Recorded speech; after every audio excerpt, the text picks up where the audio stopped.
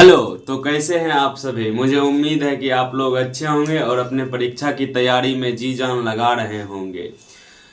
इस आज का क्लास 10th क्लास के हिंदी के भारत से हम क्या सीखे नामक भाषण का लेखक परिचय देखने वाले हैं।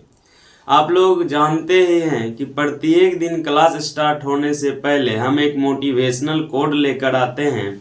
आज का मोटिवेशनल कोड यह है कि तूफान में ताश का घर नहीं बनता, तूफान में ताश का घर नहीं बनता, रोने से किसी की मुकद्दर नहीं बनती। हौसला रखो दुनिया को जीतने को, हौसला रखो दुनिया को जीतने को, क्योंकि एक हार से कोई फकीर और एक जीत से कोई सिकंदर नहीं बनता। तो चलते हैं अपने टॉपिक पर, और हमारा आज का टॉपिक है भारत से हम क्या सीखे का लेखक परिचय। ये चैप्टर बहुत इम्पोर्टेंट है, प्रत्येक वर्ष इससे 2 नंबर का प्रश्न बनता ही बनता है। तो आज हम इसके लेखक परिचय पर चलते हैं। इस भाषण का लेखक हैं फ्रेडरिक मैक्स मूलर। इस भाषण के लेखक कौन है? Friedrich Max Muller. अक्सर पूछा जाता है कि मैक्स मूलर का पूरा नाम क्या है, तो आपका जवाब होगा फ्रेडरिक मैक्स मूलर। इनकी माता जी नहीं हैं, इनके पिताजी का नाम विल्हेल्म मूलर है। ठीक है। इनका जन्म 6 दिसंबर 1823 ईस्वी को हुआ। इनका जन्म 6 दिसंबर 1823 ईस्वी को हुआ एवं मृत्यु 28 अक्टूबर 1900 ईस्वी को हुआ। मृत्यु 28 अक्टूबर 1900 ईस्वी। जब मैक्स मूलर 4 वर्ष के थे तब उनके पिताजी की मृत्यु हो गई। हाँ, तो मैक्स मूलर जब 4 वर्ष के हुए तो इनके पिताजी की अचानक मृत्यु हो गई, जिससे इनकी घर की स्थिति बहुत दयनीय हो गई। लेकिन फिर भी मैक्स मूलर इतने होशियार थे कि इनकी शिक्षा पर कोई प्रभाव नहीं पड़ा। इन्होंने अपने शिक्षा ग्रहण करते रहे, कोई इफेक्ट इनके पढ़ाई पर नहीं पड़ा।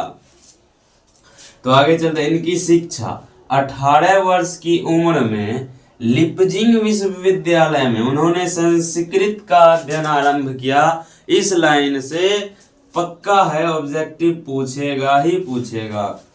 कितने वर्ष की उम्र में लिपजिंग विश्वविद्यालय में लेखक संस्कृत का अध्ययन आरंभ किया? तो 18 वर्ष की उम्र में।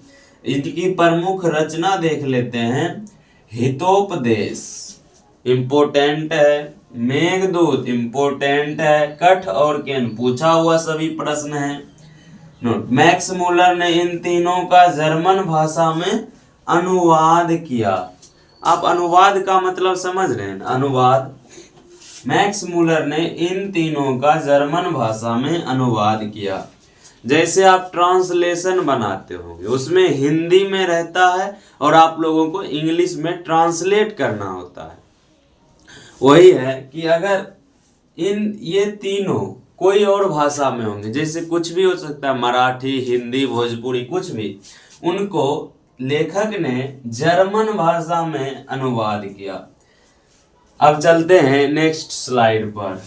इस स्लाइड में हम इनके जन्म स्थान को देखेंगे। इनका जन्म स्थान आधुनिक जर्मनी के डेसाउ नामक नगर में हुआ। जर्मनी में एक नगर है जिसका नाम है डेसाउ, उसी नगर में कवि का जन्म हुआ है। स्वामी विवेकानंद ने उन्हें वेदांतियों का भी वेदांती कहा। ये क्वेश्चन बहुत इम्पोर्टेंट है। हमारे समय में ये क्वेश्चन अक्सर पूछा था। कब पूछा था? शायद 2018 में, कि वेदांतियों का भी वेदांती किसे कहा गया है और किसने कहा है। तो आप क्या जवाब देंगे? वेदांतियों का भी वेदांती मैक्स मूलर को कहा गया है, और ये बात स्वामी विवेकानंद जी कहे थे।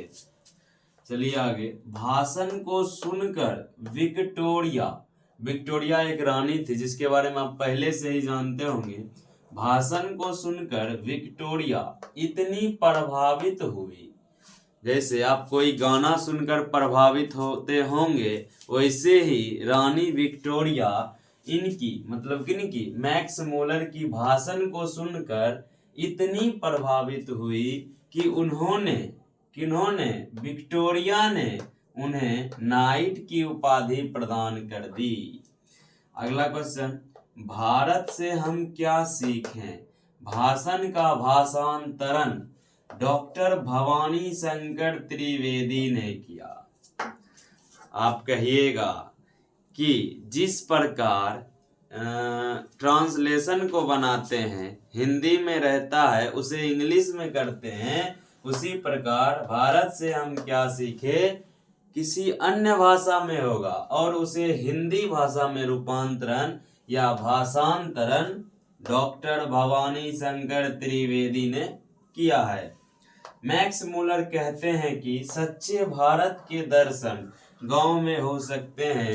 ये बात 100% राइट है कि सच्चे भारत के दर्शन गांव में ही हो सकते हैं, क्योंकि हर एक मनुष्य लगभग मनुष्य अपने गांव में ही जन्म लेते हैं और वे बाहर जाकर कमाने लगते हैं। लेकिन बाद में देखा जाए तो सच्चे भारत के दर्शन गांव में ही हो पाते हैं। किसी भी मनुष्य को अपने जन्मभूमि से लगाव होना तो स्वाभाविक बात है।